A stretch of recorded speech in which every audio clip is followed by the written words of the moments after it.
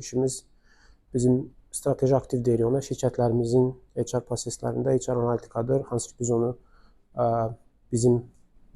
biz ona vertikal deyirik. Vertikalların HR analitika proseslərinə dəstək olmaqdır. Bundan əvvəl də Beynəlxalq Bankda çalışmışam. Orada da HR analitika şöbəsində belə deyək.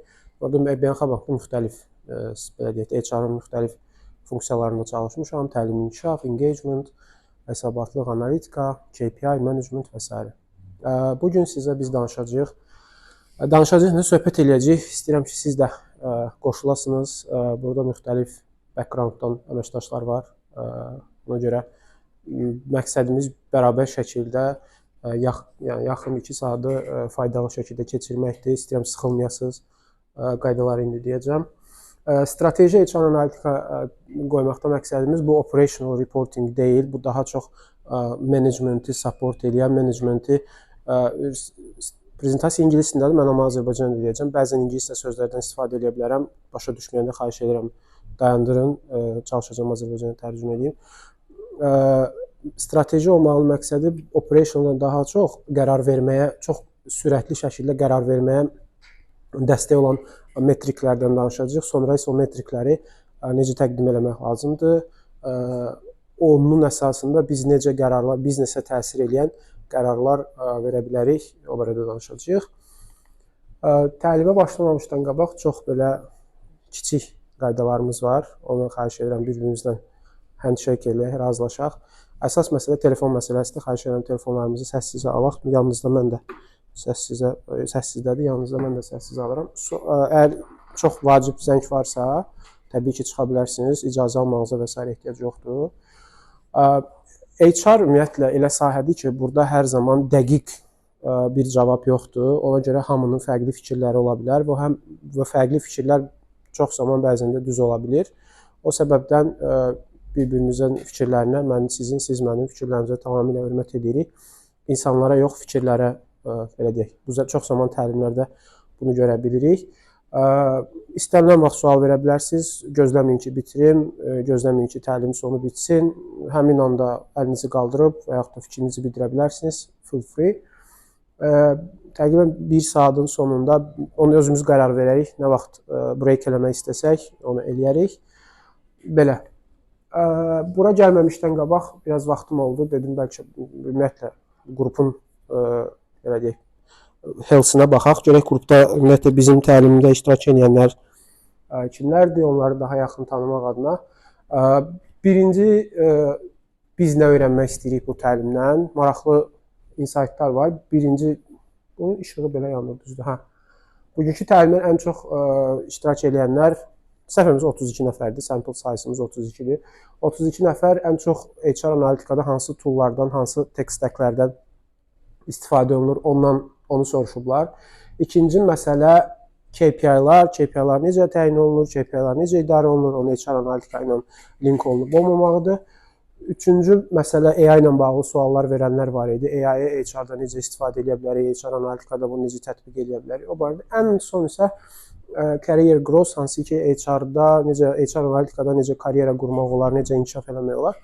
Bu barədə suallar var idi və bu yəqin ki, artıq buradan yaranıb. Çünki bizdə junior və internlər var, karyerasına yeni başlayanlar var və daha yuxarı level olaraq daha yuxarı leveldə olan əməkdaşlar var. Specialist və mid leveldə olan əməkdaşların, yəni təlim mən çox əməkdaş deyirəm, o qədər əməkdaş işləmişik ki, təlim iştirakçılarının əksəriyyəti specialist və mid leveldadır. Sevindirici halda əksəriyyətimizin master degree-si var. Bu yaxşı göstəricidir.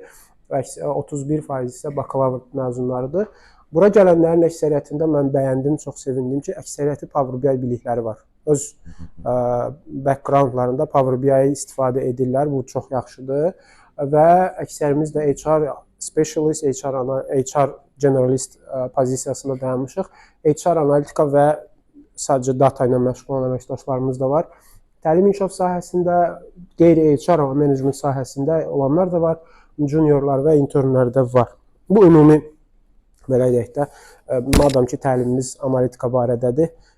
Burada da gəlin analitik eləyək ki, vəziyyətimiz nə yerdədir. Ona çalışmışam ki, buna uyğun da təlimi, workshopu dizayn eləyim.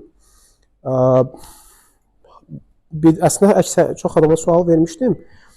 Əlləri qaldıraq, kimlər people analitika ilə, HR analitika ilə ya 100% ya da kimlərinki şöbəsi var və yaxud da ümumiyyətlə heç olmasa ayda 1-2 dəfə report hazırlayır rəhbərlik üçün, öz meneceri üçün.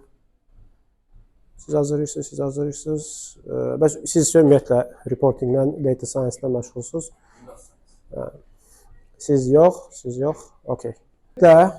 Mən düşünürəm ki, nəinki HR analitika, istənilən analitikanın value'su, onun meyvəsi, ona doğru sual verməkdən başlayır. Ümumiyyətlə, şirkətlərdə proseslər elə qurulur ki, əksər proseslərin, əksər funksiyaların analitika şöbəsi olur və yaxud da elə şirkətlərdə bir vahid şöbədə və departmentda birləşir və onlar support eləyir digər funksiyaları. Buraya risk aiddir, buraya maliyyə aiddir, buraya IT aiddir, business development support aiddir, HR aiddir və s. Hər birində analitiklər var. Məsələn, risk analitik var, maliyyə analitik var, HR analitik var, hansı ki mən HR analitikam. Məqsəd orada gedən prosesləri analiz etməkdir. Bu çox yaxşı səslənir. Mən HR analitikam, mən maliyyə analitikam. Yaxşı, bu analitika necə baş verir? Yəni, niyə var analitika, necə olur? Və əksəriyyətimiz bu analitikaya çox ümumi anlayış veririk. Və mən get-gedə onu açacağam sizə, belə ümumi mesajı verim. Analitika başlayır doğru sual verməkdən. O doğru sualı isə HR analitik vermir. Sual verməkdən başlayır. O sualı isə sizin xidmət göstərdiyiniz, bizim xidmət göstərdiyimiz strukturlar var. Bizim stakeholderlarımız var. Yəni stakeholder biz kimlərlə işləyirik? HR analitiklərin stakeholderları HR-da olan struktur funksiyalardır. Deyək ki, təlim və inkişaf şöbəsi. Deyək ki, talent management, yəni istedadların idarə olunması şöbəsi. Deyək ki, əmək münasibətləri. Deyək, succession management dediyim, davamçıların yetişdirilməsi şöbəsi. Compensation benefit, yəni payroll şöbəsi və s. Onlar bizim əsas stakeholderlarımızdır və rəhbərlik də ikinci stakeholderlarımız. Bu, şirkətin strukturundan, şirkətlərin mandatından və s. fərqli olaraq dəyişir. Holding kompaniyalarda bu fərqli ola bilir. Daha maliyyə şirkətlərində adi, çox flat strukturu olan şirkətlərdə fərqli ola bilir. Agile tipli idarə etmə şirkətlərində bu fərqli ola bilir. Biz də ümumi götürürük burada. Burada danışıqlarımız hamısı ümumidir. Hansı ki, biz onu götürüb bütün şirkətlərə tətbiq edə bilərik.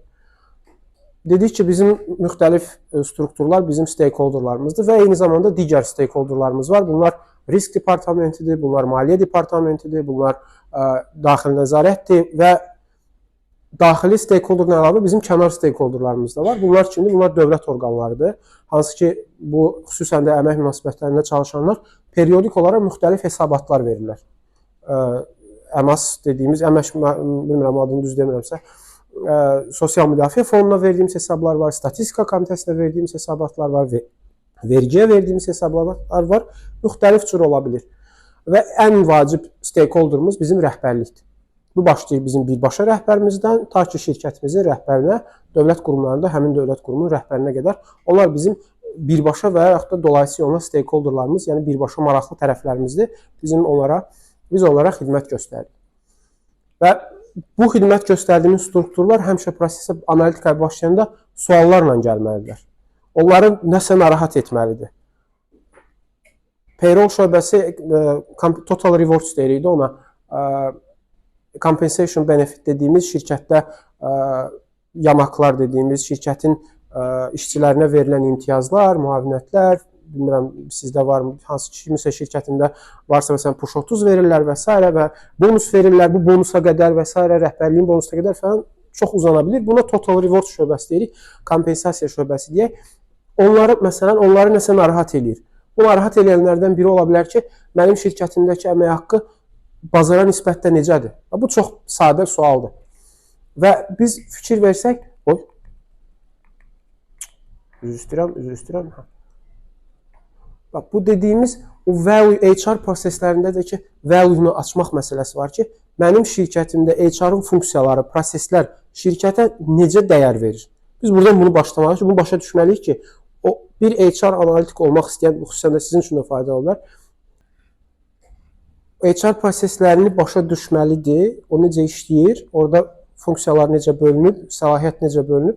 Bunun barədə başa düşülməyəndə, onun barədə məlumatlı olmayanda, o artıq o reportingin, o analitikanın bir mənası qalmır. Ümumiyyətlə mənası o da edilə bilmir. Əgər bu proseslər barədə fikriniz yoxdursa, dashboard hazırlamaq, rəqəmlərdən sadəcə report hazırlamaq və bir rəqəm çıxartmaq bu analitika, tamamilə analitika deyil. Əgər HR proseslərini biz təlim və inkişafın necə işlədiyini bilmiriksə, əgər biz hər bir şöbənin də belə deyək, bu bizim şirkətlərdə çox nadir hallarda görünən bir şeydir. Hər bir şöbənin xaricdə özünün analitik olur. Təlim inkişaf şöbəsinin ayrıca analitik, rekrutmentin ayrıca analitik, compensation benefitinin ayrıca analitik var. Azərbaycanda bu çox cost olduğuna görə bir əməkdaş olur ki, əgər hansı şirkətlərdə ki, HR analitik var, sırf onu analizi ilə məşğulsa, bütün şöbəni, bütün departamenti cover edir. Və bizdə o çox xərc tələb edilənə görə dediyim kimi bir əməkdaş olur. Bu əməkdaşdan da tələb olunan birinci bacarıq HR-ı başa düşməkdir. Buna domain knowledge dediyimiz əsas spesifikasiyonları bilməkdir. O da necə başlayır? Kritik biznes suallar verməklə. Biznes dediyim burada HR biznes sayılır və digər strukturlardan gələn requestlər də düşülə bilərsiniz. Əgər mən başa düşmürəmsə, critical capability nədir? Yəni kritik bacarıqlar nədir? Mənim şirkətimə kritik, ona görə bu təlimin adı strateji HR metrikdir. Yəni mən şirkət olaraq başa düşmürəmsə, mənim şirkətim hansı industridə fəaliyyət göstərir? Məndən nə tələb olunur? Əgər mənim şirkətim high-tech companydirsə, yəni texnologiya şirkətidirsə, mən şirkətimdən çox yüksək səviyyədə IT bacarıqlar tələb etməliyəm. Və analitikanı hər zaman onun üzərində qurmalıyam. İstər onun maaş məlumatlarını bazarla müqayisə edəndə onu başa düşməliyəm ki, mənim şirkətimdəki əmək haqqılar bazardan çox yuxarı ola bilər. Bu normaldır. Yəni mən əgər IT mütəxəssis axtarıramsa, onun maaşı bazar ortalamasından hər zaman yüksək olmalıdır. Çünki o bacarıq, capability dediyim, o çox kritik bacarıqlar sayılır və Azərbaycan bazarı üçün tapılmadığına görə o demand and supply məsələsi, tələb və təklif məsələsi ki, bazarda olmadığına görə avtomatik olaraq onların bazar ortalamasının qiyməti qalxır. Deməli, mən analiz eləyəndə çıxartsam ki, mənim gələcəm o hissəyə, mənim comparison, yəni bazara müqayisədə mənim əmək haqqım bazarın ortasından eynidirsə, artıq o mənə sual yaratmalıdır. Mənim şirkətim texnologiya şirkətidir, ümumi bazardan müqayisə niyə eynidir? Deməli, mənim pay polisimdə, yəni əmək haqqı polisimdə nəsə var. Mən orada nəsə artıq çıxartmalıyım. Bax, bu nəsə var dediyim, o şirkətdə hamının ağrısıdır. Pain dediyimiz məsələ oradadır. Məni nə narahat eləyir? Mən əgər başa düşürəmsə, mənim şirkətimdə əmək haqqı polisi nədir? Ondan sonra analitikaya keçə bilərik. Yox, əgər başa düşmürəmsə, proseslər barədə məlumatlı deyiləmsə və ümumiyyətlə proses yoxdursa, artıq o HR analitikanın ortaya qoyduğu value, ortaya qoyduğu fayda olmur. Ona görə ən birinci vacib məsələ HR analitika sualların cavabını tapmağa kömək edir. Bu da müxtəlif suallar olur və suallardan artıq biz use case-lərə keçirik. Use case nədir? Hər hansı bir böyük bir analitika deyə bilərik. Məsələn, şirkətimizdə turnover hesablanması, prediction modellər ola bilər, descriptive modellər ola bilər, fərqi yoxdur.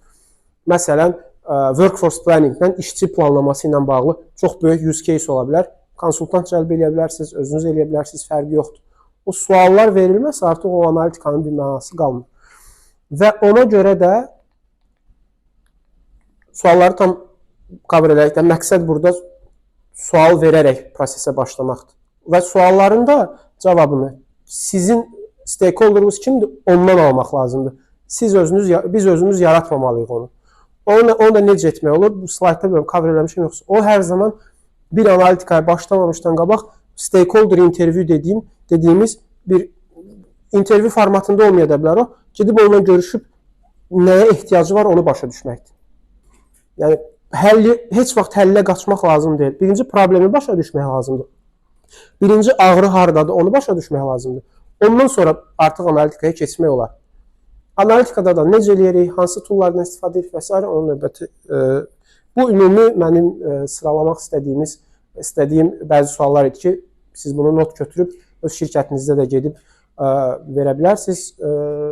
Öz departament rəhbərinizə, özünüzün, bəlkə də siz bunları eləyirsiniz, çoxunu gedib onun üzərində düşünə bilərsiniz və s. Və hər zaman HR analitika və ümumiyyətlə HR funksiyası support eləməlidir şirkətin strategiyasını. Mənim şirkətimin strategiyası əgər bazarda bir nömrəli müştəri odaqlı sözü nədir?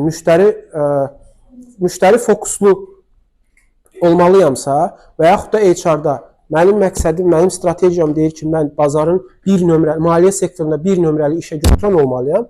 Bu strategiyada bu varsa, artıq HR şöbəsi də, HR-ın alt funksiyaları da kaskadlana gəlir. Yəni rəhbərlikdən gəlir, düşür aşağı funksiyalara, funksiyalardan düşür şöbələrə, şöbələrdən də bizim kimi əməkdaşlara ki, biz o strategiyanı support eləmək üçün necə bir iş modeli qurmalıyıq, operating modeli düzəltməliyik. Okay? Yəni bu dövlət qurumudursa yuxarı belə deyək də ölkə səviyyəsində yuxarı qurumlardan gələn strategiya ola bilər və mən o strategiyada özümün strategiyamı, HR-ın strategiyasını necə qururam ki, o ana məqsədə xidmət edeyim. O da təbii ki, o gələn şeyi suallara tökmək, çox belə minimal bullet pointlara tökməkdir ki, ümumi strategiyanı mən müxtəlif qollarla support edə bilərəm. O da müxtəlif cür metodlarla etmək olar bunu. Advanced analitika təkcə vizuallaşdırma deyil. Ümumiyyətlə analitika vizuallaşdırma deyil.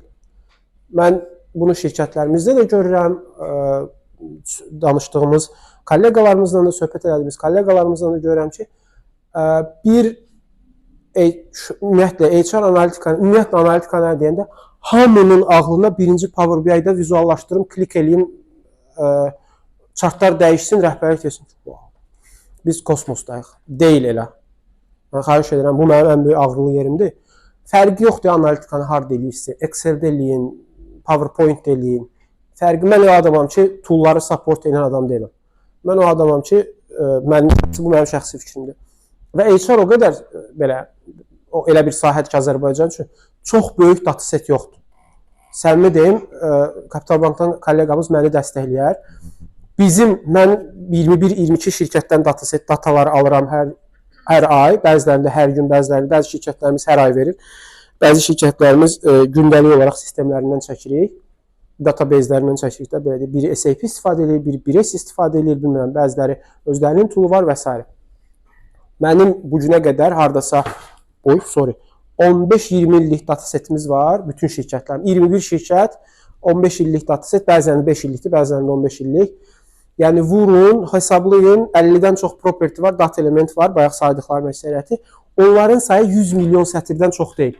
Amma mən kolleqamızdan soruşa bilərəm, bank sektorda bir günlük transaksiyanın sayı bəlkə də o qədərdən çox. Bir aylıq əməliyyat datasetin böyüklüyü bəlkə də o şeydən çoxdur. O 100 milyon sətrin biz hamısını istifadə edirik, yox, amma bank sektorda elədir. Yəni, deməyim odur ki, HR analitika hələ o qədər çox inkişaf eləməyib ki, datasetlər çox fərqli, zəngin datalar yoxdur. Var 10-15 segment fikirləşə bilərsiniz, 10-15 segmenti bölün aşağı, breakdownlara qırın.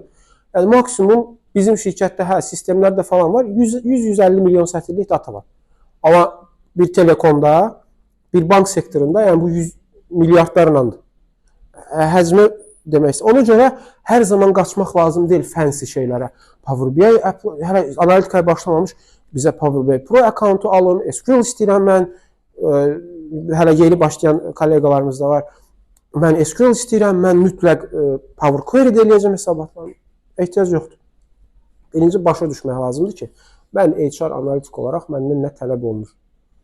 Mənim stakeholderlarıma mən necə xidmət göstərməliyəm?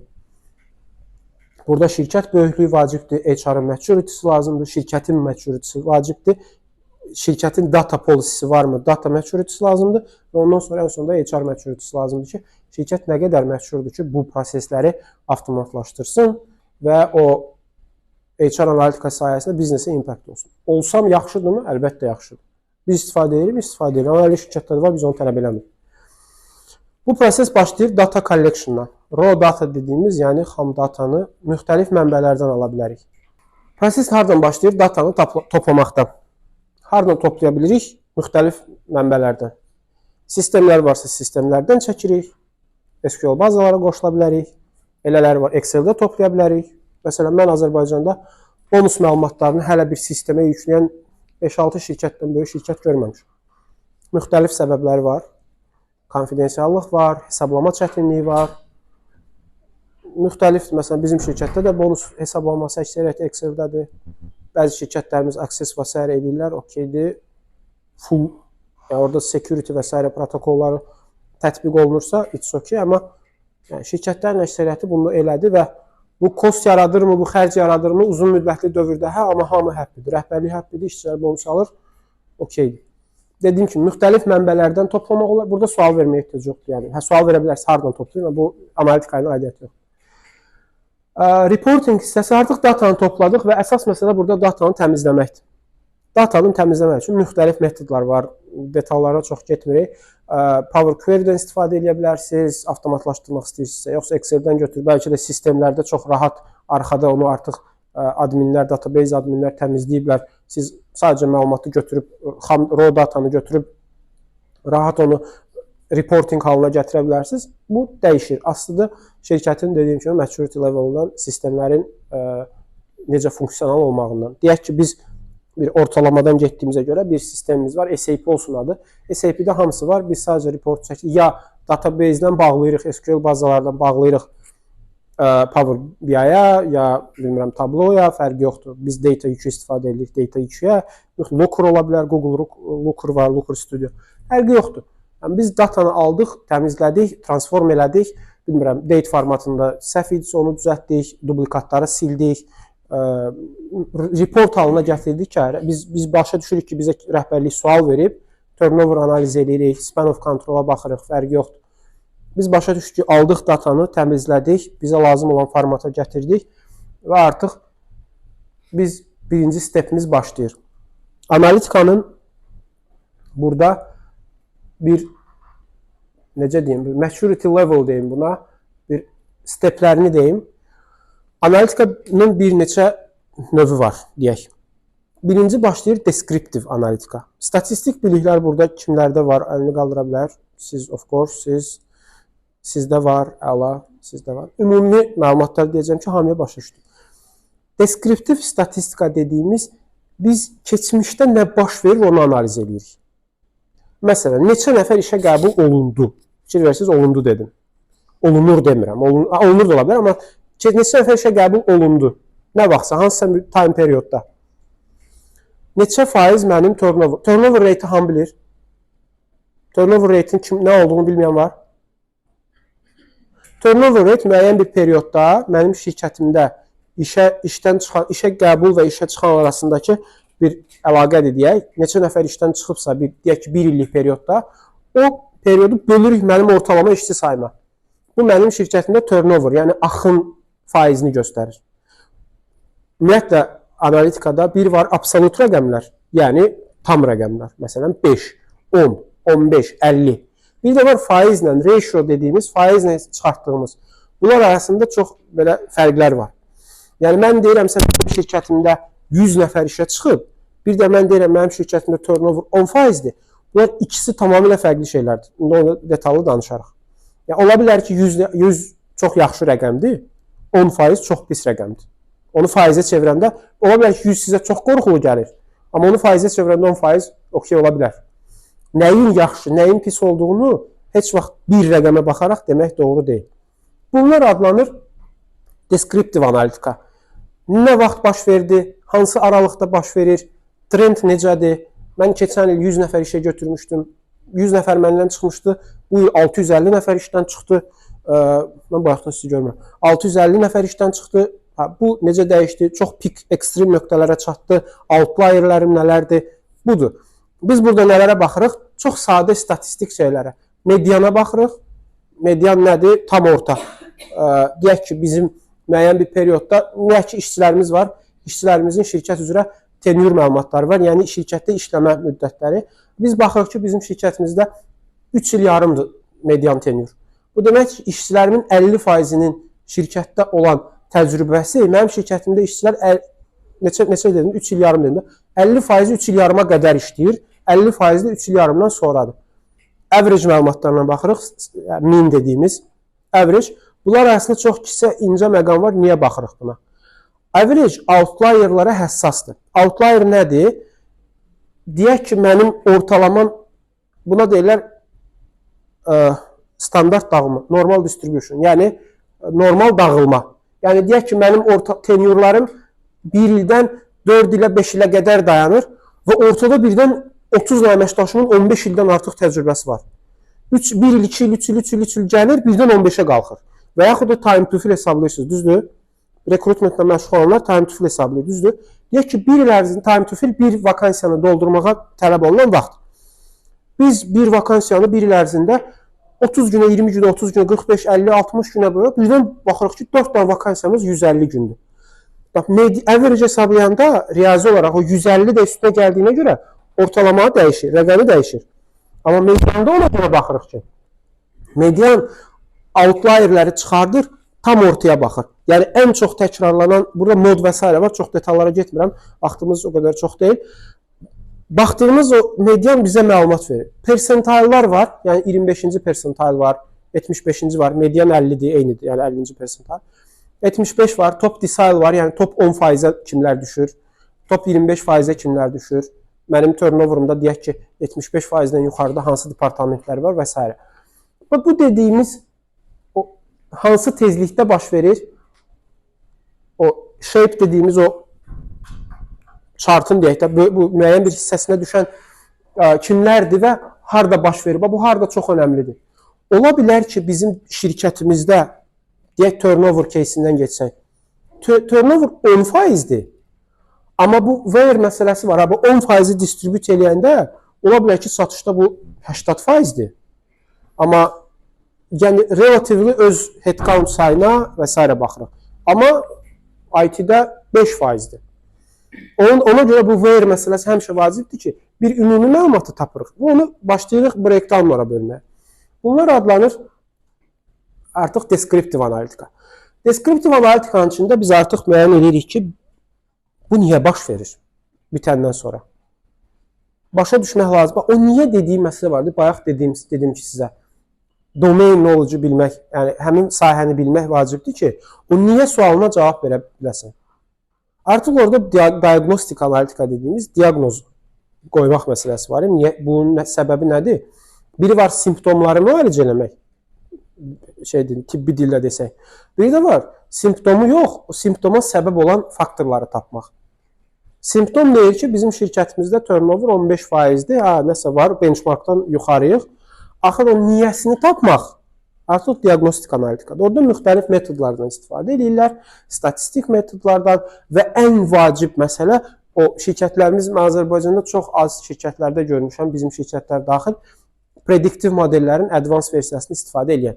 Çünki çox bayaq dediyim məsələ, çox zəngin datasetləri yoxdur, data maturity aşağıdır, bir-birini support edən datalar yoxdur və s. Diagnostik analitikada çox vaxt statistik metodlardan correlationa baxırlar, causationa baxırlar. By the way, yaxşı bir şey yadıma düşdü. Həmişə correlation heç vaxt bərabər deyil, həmişə bərabər deyil causationa. Bu nə deməkdir? İki data arasında deyək əlaqə var. Bunu not edin, evdə statistika bilənlər bilir. P-value dediyimiz şey var. İki value arasında statistically significant, yəni statistik olaraq əhəmiyyətlidir. Deyək ki, 2 dənə turnover rate'imiz var. O turnover rate'in təsadüfi olma ehtimalı var. Deyək ki, şirkətin blue collar, white collar məsələsini bilirik də, bu daha çox retail sektorda da var. Ağ yaxalı dediyimiz əməkdaşlar var. Bir də bəyaz yaxalı olanlar, yəni hansı ki otururlar, kompüterlə işləri var, HR-lar, accountantlar, bilmirəm, rəhbərlik heyəti və s. Bir də blue collarlar var. Fəhlə kateqoriyasına daxil olan, mən əmək münasibətlərini o qədər yaxşı bilmirəm. Qulluqçu kateqoriyasına daxil olan əməkdaşlar, deyək ki, sürücülər, xadimələr, team leadlər və s. Bunların ikisinin də turnover'ın təsadüfi baş vermə ehtimalı yoxdur. Yəni, bunlar heç vaxt bir-birinə əlaqəli deyil. Yəni, niyə? Çünki şirkətdə proseslər, eyni proses hər iki çox vaxt, hər iki kateqoriyada olan əməkdaşlara eyni cür təsir eləmir. Ona görə də correlation həmişə causation deyil. Deyək ki, biz səbəb axtarırıq, düzdür? Deyək ki, iki data arasında əlaqəyə baxırıq. Bu, siz nəyə oxşuyur? Çox məşhur misal var. Deyək ki, yayda günəşin temperatur qalxır da, düzdür. Dondurma satışları artır, düzdür. 2 dənə datan götürdük. Deyək, ora 3-cü datanı da əlavə edirik. Kriminal vəziyyət də yayda artır. 2 data seti qoyanda yanaşı, halbuki da bir-birini qaldırır. Yayda günəşin temperaturu qalxdıqca, əgər başqa bir səbəbdən deyək ki, cinayət şeyləri də artıb. Biz buradan çıxarda bilərik ki, görürsən cinayətlə onda gedək günəş temperaturu azaldaq ki, bu deyil. HR-da da eyni şeydir. Çox vaxt çalışın ki, 2 data setə baxmayın. Yəni, bu günəşin artması cinayət şeyini qaldırmır. Baxmayaraq ki, Excel-ə bunu açsaz, bir correlation analiz eləsəz, taparsınız ki, hə, bir-birinin təsiri var. Amma real mühitdə heç vaxt, yəni günəşin artması çox nadir hallarda var da, yəni cinayəti niyə artırsın ki? Eyni məsələ HR-da. Deyək ki, mənim menecerlərimin performansının yuxarı qalxması, turnover'a deyək ki, turnover da qalxır, menecerlərin performansı da qalxır.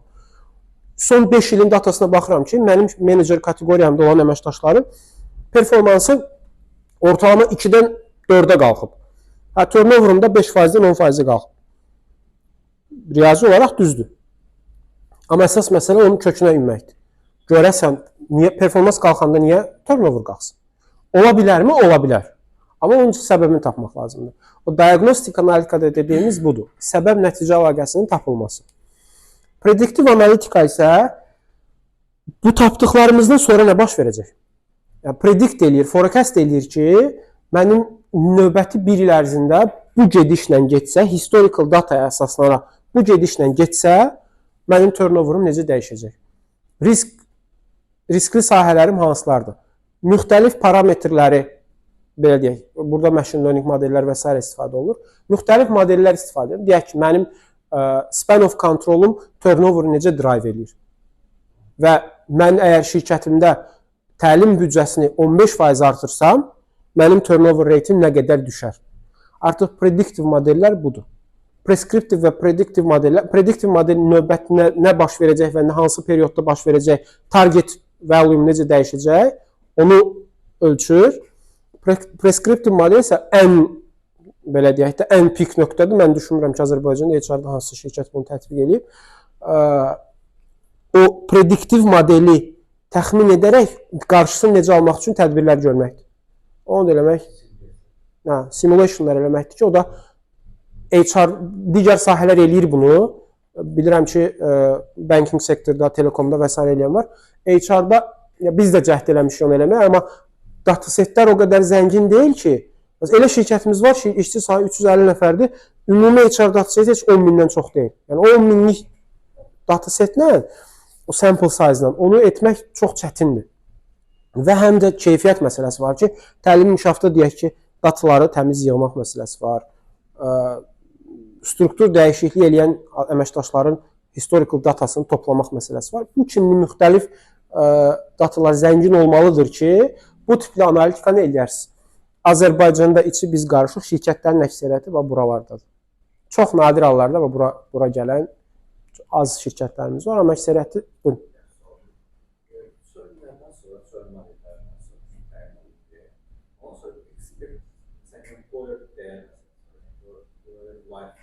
Value, bəli.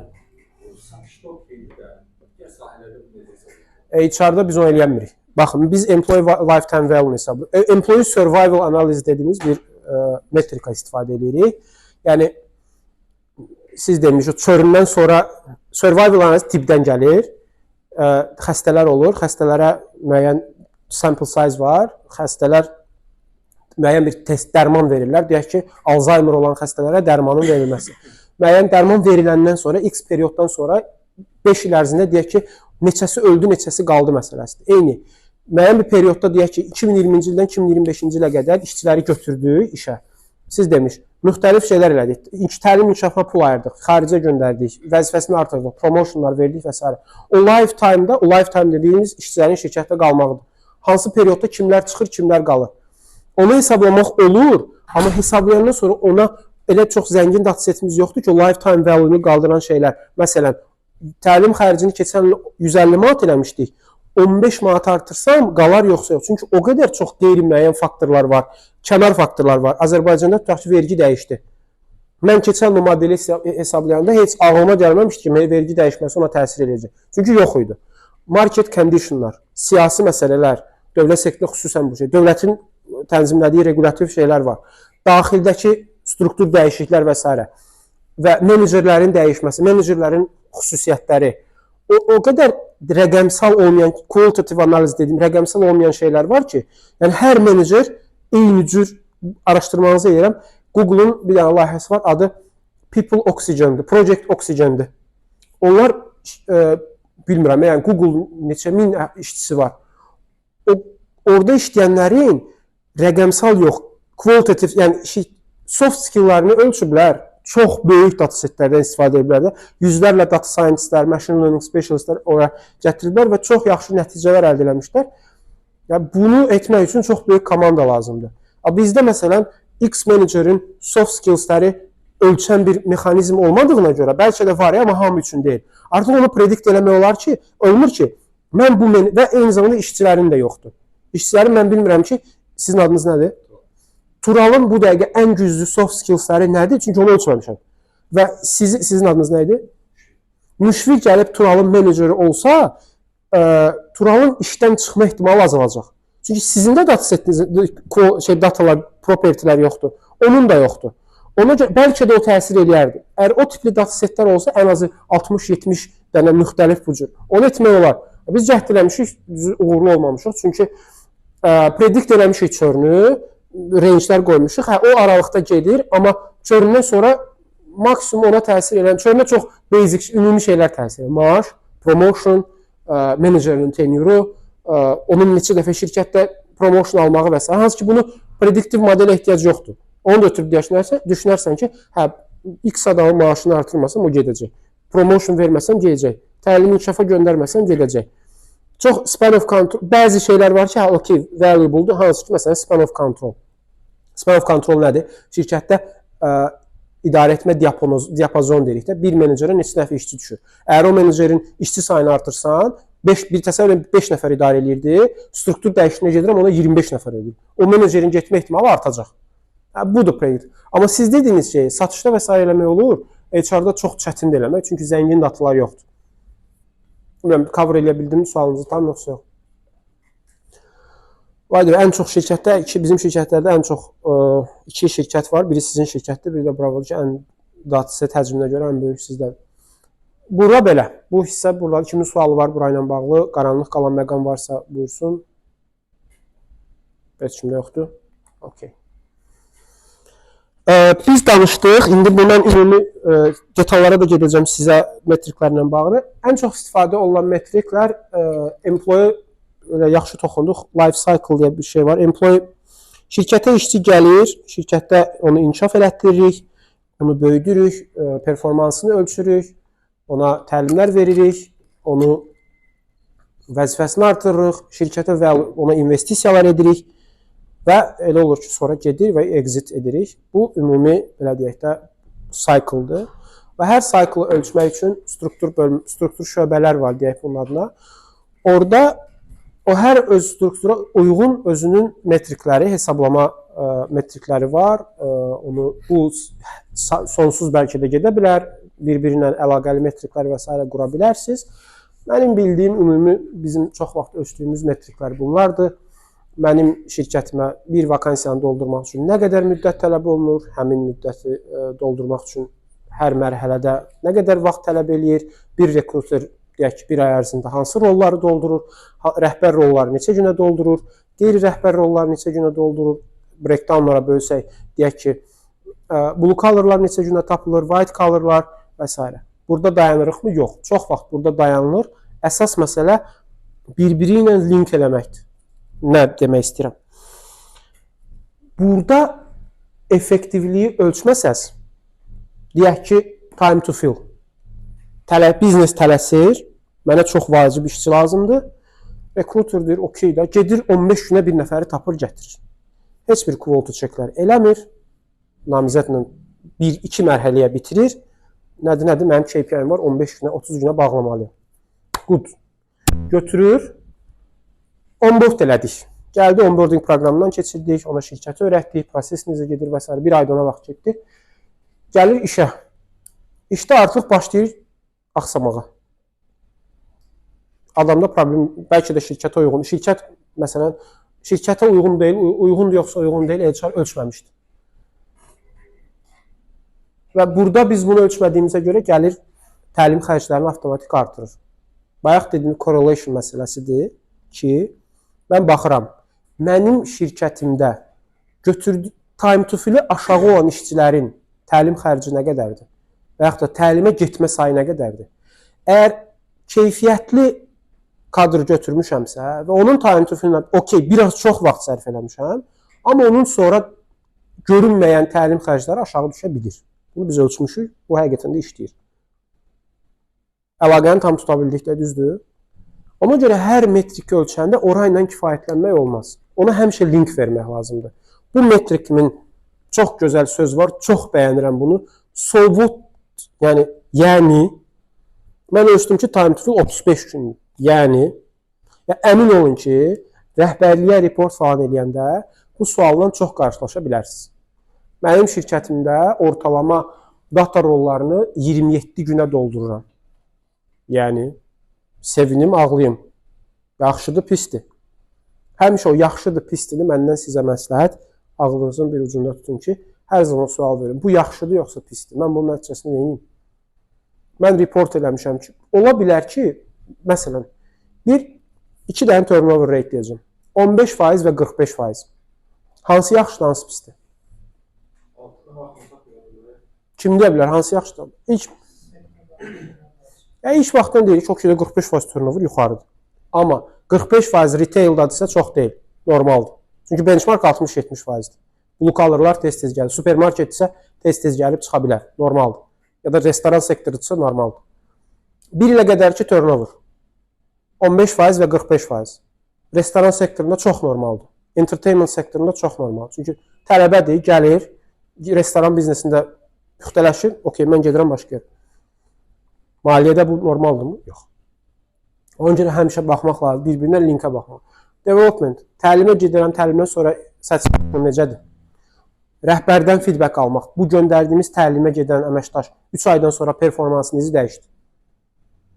Onun üçün də çox güclü data strukturu qurma bacarığı, reporting bacarığı lazımdır ki, bunları kimsə orada not eləsin, kimsə oraya yazsın.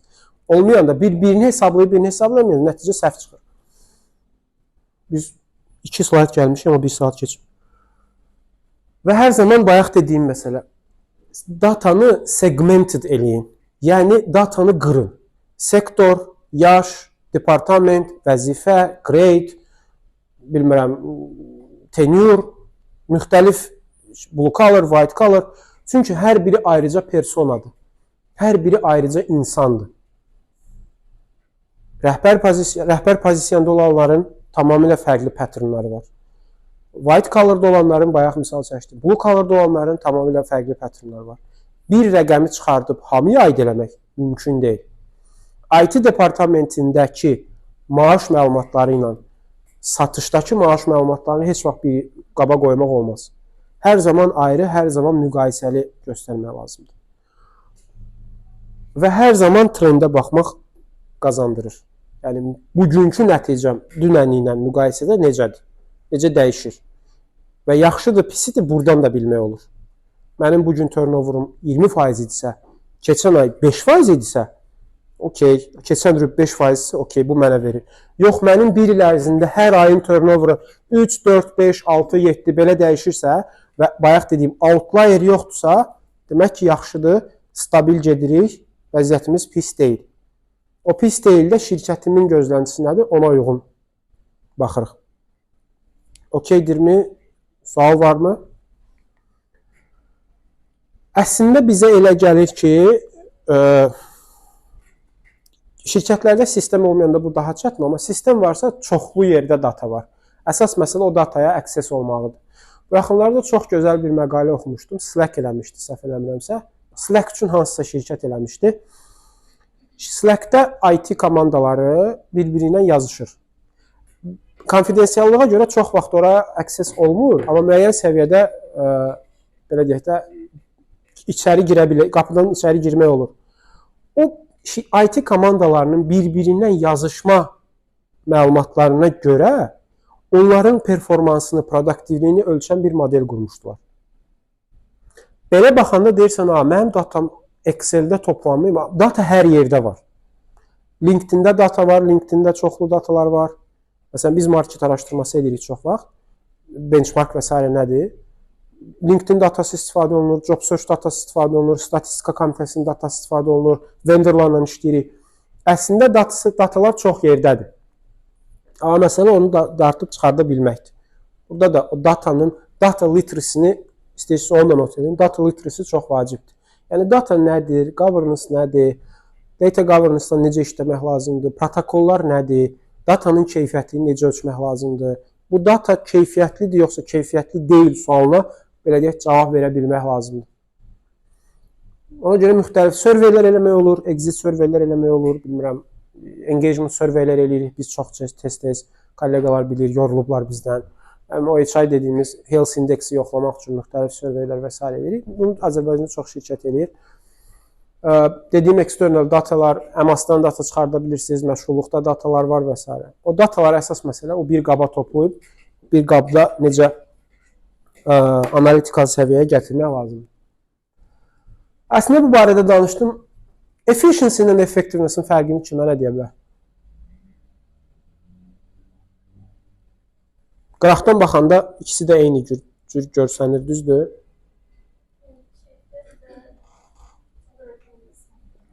Səmərəlilik, kəmiyyət, o hardasa çıxmaq olar, hə. Efficiency, mən bir analitikanın, bir prosesi fərqini ən səmərəli, ən ucuz, ən rahat, ən tez necə eləyirə bilirəm ki, şirkətimi daha çox zərərə uğratmayayım. Effektiv isə bir işi necə düzgün görürəm. Yəni, biri var, bir X məsələni saatlarla, günlərlə eləyirəm və nəticəyə gəlirəm. Amma bir də var onu, həm AI tətbiq edirəm, misal üçün deyirəm. Şirkətləriniz AI istifadə etməyə icazə verir. Dövlət sektorda məncə biraz çətin olar. Aksesləriniz var, sizdə varsa superdir. Mən elə şirkət tanıyıram, öz işçilərinə pro accountları, cloud, məsələn, ChatGPT-ni və s. alıb verir, hansı ki, orada da data protokollar və s. lazım. Yəni, AI məsələn istifadə edib, o bir günə gedilən yolu bir saata getmək məsələsidir. Experience bilirsiniz nədir? Bu ən çox əslində şeylərdə olur. Müştəri idarə etməsində. O nə hiss edir onun əsasında? Yəni, mənim analitikam, mənim hesablamam nəticə nə verir?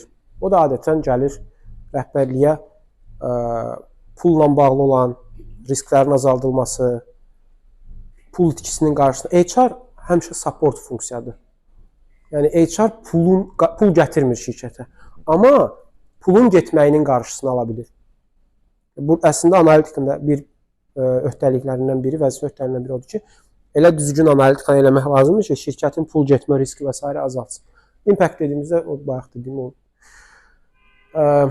Şirkətə, məsələn, mənim elədiyim təlim, satış təlimi satışımı nə qədər artırdı. Ölçə biri isə əla, ölçmək biraz çətindir, razıyam. O qədər də mənim danışdığım qədər sadə deyil. Amma eləyən şirkətlər var. Direktorlar və s. Mənim dövlət sektorunda təcrübəm yoxdur, ona görə üzürlü sayında bəzən misalları ancaq şeydən verirəm. Sizdə sual olsa, L2 deyək ki, CEO -1-dir. Düzdür? Layer demək, yəni organization chartda CEO-dan sonra neçə nəfər var?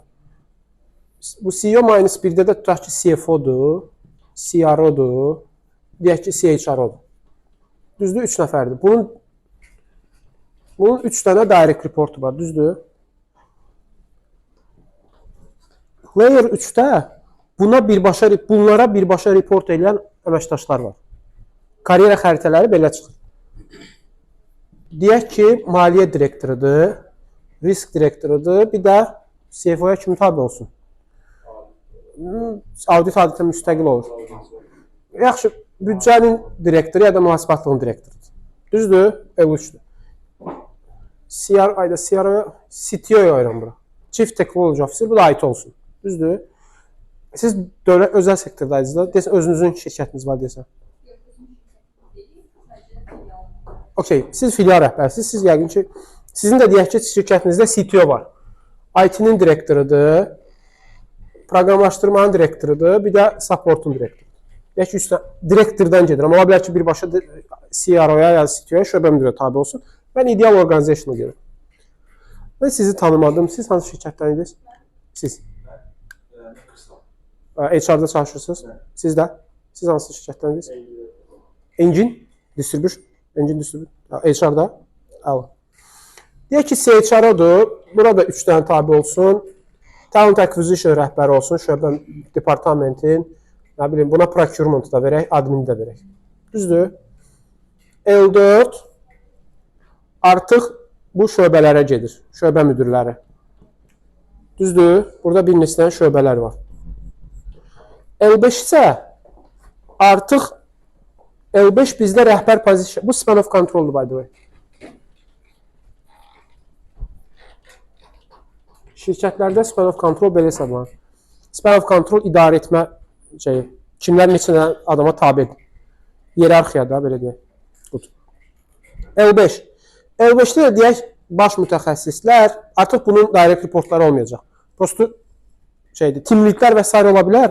Mən bu misaldan gedirəm. Baş mütəxəssislər var. Elə şirkətlərdə var, baş mütəxəssis, junior specialistlər, baş mütəxəssisə tabidir, eləsində var, yoxdur. Okay? Deyək ki, biz yoxdur misalından gedirik, tam aydın olsun deyə. Baş mütəxəssisdir, sonra aparıcı mütəxəssisdir, sonra da kiçik mütəxəssisdir. Mütəxəssisdir, bu da kiçik mütəxəssisdir. Gəldik sizin suala.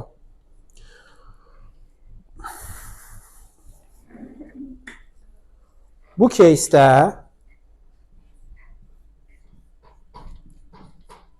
bu gələcək CEO deyək. Hamıya qismət olsun aşağıdan yuxarıya qədər getmək. Deyək ki, mən ən ortalamadan gedirəm də, yəni bu həmişə belə olmaya bilir. Baxın, kiçik mütəxəssis düzdür, buradadır. Bunu aparıcı mütəxəssisə keçmək üçün şirkətlərdə müxtəlif bu da deyirlər karyer arxitektura. Mən buradan bura keçmək üçün məndən müəyyən şeylər tələb olunur. Sertifikat ola bilər, birinci məsələ təcrübə ola bilər. Bu da deyək ki, grade 4-dədir. Kimlərdə ki, grading var, deyək ki, grade 4-dədir. Mənim şirkətimdə təcrübə nə qədərdir, hansı sertifikatlar almışam, üzərimdə necə işləyirəm, performans skorlarım nə qədərdir. Deyək ki, məndə 1 il tələbi var, 1 il işlədim, rəhbərimin hər şey okeydir, maaş və s. good. Gəlirəm aparıcı mütəxəssisə. Aparıcı mütəxəssisdən baş mütəxəssisə keçmək üçün. Mütəxəssisdir, sorry. Mütəxəssisdən aparıcı mütəxəssisə keçmək üçün. Burada da təcrübə, nə qədər işlədim, nə qədər deyək ki, sertifikat aldım, performans skorlarıma baxıldı. Burada bu yer varmı, yoxdurmu? Bu baş mütəxəssis. Hamını baş mütəxəssis eləmək olmaz. Bax, ceiling dediyim buradadır. Deyək ki, şirkət deyir ki, mənim CFO, risk departamentində, market risk şöbəmdə işçi planlanması eləmişəm, 2 dənə baş mütəxəssis olmalıdır. Düzdür? Eşqin var. Sizin sualınız cavabı buradadır. Tural var. Və bu adamlar, bir dənə də şöbə müdürü var. Düzdür? Burada da sizin adınız neydi? Sizin adınız? Burada da Təbriz bəydir. Təbriz şöbə müdürüdür. Heç yerə getmək istəmir. Okeydir. Maaşı və s. hər şey. İnşallah şöbə müdürüsə daha yuxarı pozisiya. Eşqinlə Tural var. Və burada da kim olsun? Sizin adınız nədir? Burada da Faiqdir. Faiq fikirləşir. Mən 1 ildir buradayam. Sertifikatımı almışam. Performans skorlarım 3-ün üstündədir. Ortalamanın yuxarıdır. Təcrübəm imkan verir. Deyək ki, şirkətim də bank sektorundadır. Şirkətimdə də işçi sayım 1500-dür. şirkətimdə mənim sertifikatım var, var. Menecerim məndən narazıdır. One-to-one feedbacklərdə mənə pozitiv feedback verir. İşi vaxtında yerinə yetirirəm. Nə etmək lazımdır? HR-dan Career Development şöbəsi, HR analitiklər və s. baxır ki, faiq üçün nəsə eləmək lazım. Onda iki yol var. Ya promotion vəzifə artımı həmişə grade dəyişməyi, ya da həmişə bir vəzifədən o biri vəzifəyə keçmək deyil. Bunu Azərbaycanda çox vaxt eləmirlər, amma əslində belədir. Skop artırmaqda, skop yəni əlavə skop verməkdə onun inkişaf elətdirilməsidir. Deyək, birinci variant, buna təzə işlər verirəm və maaş qaldırıram. Deyirəm ki, sən bunları da öyrən, aparıcı mütəxəssis qal. Ondan sonra artıq bunlar üçün nəsə olanda səni bura keçirəcəyik. Bu həmişə belə olurmu? Yox, amma biz ortalamadan getdiyimiz üçün outlierlər nəzərə alınır. Deyək ki, maaşı da artırdım, all good, gəldi vaxt, amma yenə bunlar buradadır. Şirkətin elə böyük strategiyası yoxdur, getmir. Artıq bu risk specialist'ün şirkətdə bir var horizontal, bir də var vertikal kariyer movementlar. Artıq faiqin baxırlar talent kartına, deyirlər ki, faiq hansı biliklər var? Excel, SQL, bilmirəm, riskdən nə istifadə olunursa, risk reportinglər, X, Y, Z. Baxırlar ki, bu strukturlara uyğun internal mobility deyirlər buna. Faiqi hara yerləşdirə bilərik? Ya belə gedib, sonra belə qalxacaq faiq, ya da eyni rolu belə qalxa bilər. Niyə? Burada X, məsələn, hara olsun? CFO-da faiq haradaydı? Faiq riskdəydi, düzdür? Faiqdə, məsələn, gəlsin, büdcə idarə etməsində şöbə müdürü vakansiyan var. Faiq aparıcı, baş mütəxəssis var, boşdur. Faiqi burada keçirə bilərsən. Bu, onun üçün artıq promotiondur. Ya da faiqi bura aparıcı mütəxəssis keçirdib, yetişdirmək olar bura. Bu da şirkətin talent managementi, career development managementinin artıq şöbəsinin payına düşür. Yəni, hər zaman yuxarı getmirlər. Əgər kimsə tavandadırsa, ona yandan iş təklif edə bilər, skop artıra bilər, sağ olun. Skop artıra bilər və yaxud da ona başqa şöbədə iş təklif eləyir, orada qaldırır. O da asılıdır faiqdən. Faiq istəyirsə keçmək, keçir, orada böyüyür, gedir. Yəni, mən dəfələrlə görmüşəm ki, HR-dan IT keçib IT-də böyüyənlər var, riskdən finansa keçib finansdan böyüyənlər var. Market scarcity deyirlər də, bazar çox balacadır və rəqabət, yaxşı adamlar arasında rəqabət çox azdır. Əslində, belə baxanda bazar rəqabətli görsənir, amma əslində elə deyil. Yaxşı kadrlar azdır, kollegalar. Az olduğuna görə də çox rahat hara istəsələr keçə bilirlər, əgər ağıllı davransalar. Onun üçün də şirkətin career development şöbələri güclü işləməlidir. 100 dənə skop verəndə çətin olur. Sual qaldı buradan, okey. Sorry, mən belə ayrıldım, çox uzağa getdim, amma istədim ki, tam başa düşəsiniz ki, necə idarə olur. Mənim şəxsən fikirləşirəm ki, şirkətlərdə diversity inclusion ölçülməli olan ən birinci metriklərdən biri, hesablamalardan biridir. Əksəriyyətimiz xanımlardır burada. Məncə xanımlara da daha çox bəyənəcəklər. Niyə? Diversity inclusion nədir? Müxtəliflik və inklüzivlik Azərbaycan dilində. Bunun birbaşa şirkətin ölçüblər ki, şirkətlərdəki olan müxtəliflik, xanımların, kişilərin balansı, şirkətdə, şeydə də var, bizim qanunvericilikdə də bununla bağlı xüsusi maddələr var, kvota dediyimiz işçilərin saxlanması və s. şirkətdə işlə təmin olunması və s. Bunun çox detallarına getmirəm. Hansı şirkətlərdə ki, idarə etmədə qadın menecerlər var, o şirkətin culture-ı digər şirkətlərin culture-la müqayisədə daha yaxşıdır, turnover daha aşağıdır, biznes nəticələri daha yuxarıdır. Bu ölçülmüş, hesablanmış, nəinki Azərbaycanda, bu xaricdə də, nəinki xaricdə, Azərbaycanda da belədir. Bunun kökünə geçsək, ölkə səviyyəsində burada analizlər etmək mümkündür. Bizim keçən il çox böyük analitikamız vardı. Biz bunu 2 ay vaxt sərf elədik. mənim keçən il elədiyim ən yaxşı analizlərdən biri idi mən düşünürəm. Onun əsasında indi bizim şirkətlərimiz öz diversity inclusion policylərini yazıblar. Şirkətdə birinci diversity inclusion deyəndə qadın kişi gender balansıdır. Yəni bu hamının gender balansı yenə də şirkətin hansı industridə, hansı sektorda olmağıdır. Hərbi sənayedə işləyən bir şirkətdən gözləyə bilmərik də qadınların sayı çox olsun. Yəni ağır iş tələb eləyirsə orada onların biznesi, onu gözləyə bilmərik. Amma müəyyən mənada support rollarda, baş ofisdə xanımların olmağı vacibdir. Şirkətlər də hər zaman özlərinin daxili polislərində qadın-kişi bərabərliyinə önəm verirlər. Bu ümumidir. Efficiency baxımından bayaq dediyimiz məsələ. Board levelında, rəhbər levelında qadınların təmsil olunmağına baxırıq. Diversity Inclusion Reporting'ində. Bundan sonra mən sizə ancaq metriklərdən danışacağım. Birinci metrikimiz o, Diversity Inclusion. Şirkətlərimizdə olanlar, kişi, qadın, belə deyək, diversity'də. Burada siz, bu çox ümumi şeydir. Burada sonra LGBT falan da görə bilərsiniz. Bu Azərbaycan üçün applicable deyil. Və xaricdə hesablarında xüsusi bölmələr var ki, orada sadəcə onunla məşğuldurlar. Hansı ölkələrdən əməkdaşlar var? Bunu azı biz deyilir, amma hansı ölkələrdən əməkdaşlar var, ölkələrin culture və s. Bu diversity teması çox böyük temadır. Biz işə götürəndə qadın-kişi bölgüsünə necə baxırıq? Bayaq dediyim recruitmentin analitikasında. Onların vəzifələr üzrə, rollar üzrə bölgüsü necə aparılır və s. Bunlar çox statistik, deskriptiv bayaq dedim analitikadakı vəziyyəti, palsı ölçək ki, nədir vəziyyət? Yaxşıdır, yoxsa pisdir?